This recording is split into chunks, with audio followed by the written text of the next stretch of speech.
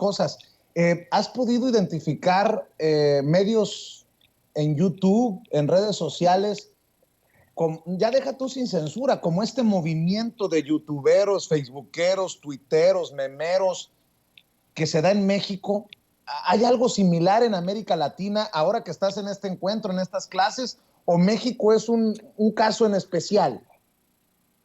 Mira, de hecho creo que eso es lo interesante porque creo que acá ha tenido la necesidad, de acuerdo a los estallidos, a los procesos, de volcarse, ¿no?, a las redes sociales, de empezar a tejer estas redes, que incluso es por ello que estamos aquí con esta necesidad y urgencia de identificarnos como compañeros más allá de las fronteras.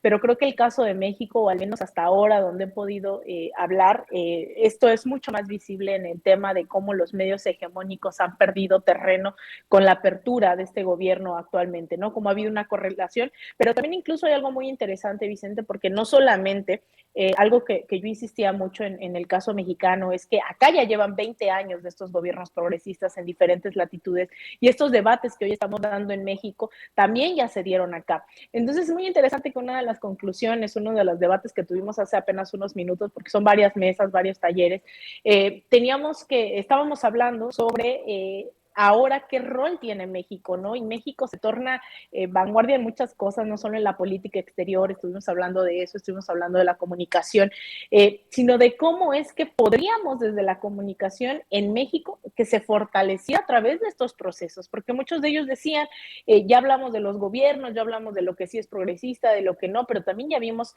cómo y por qué perdió Lula, cómo y por qué se lograron invisibilizar Venezuela, cómo y por qué en Argentina hoy el gobierno pues no necesariamente asegura la continuidad después de Alberto Fernández. Hay bastante controversia al respecto.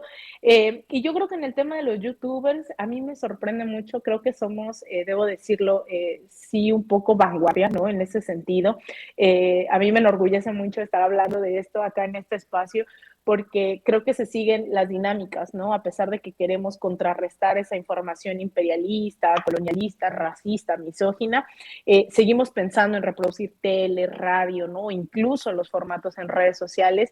Y acá cuando les digo, no, la gente está viendo YouTube, nos está apoyando, o sea, no me creían que hay coberturas que hago a partir de estos superchats, ¿no? De la gente acompañándonos, de la gente diciendo queremos ver eso, porque también un tema es el financiamiento. Yo decía, pues hay que prestarle a la gente, ¿no? La gente de verdad, no hay que subestimar que la gente está dispuesta a invertir en información, en conocimiento, en desmentir lo que está ocurriendo. Entonces creo que hay muchas cosas que acá están siendo relevantes para el debate que he aprendido en Sin Censura, y que, bueno, también la experiencia en otros medios, no voy a demeritarla, ¿no?, en haber participado en otros espacios, en televisión, en radio, etcétera, pero creo que hoy Sin Censura es un gran ejemplo y una punta de lanza en estos debates en América Latina.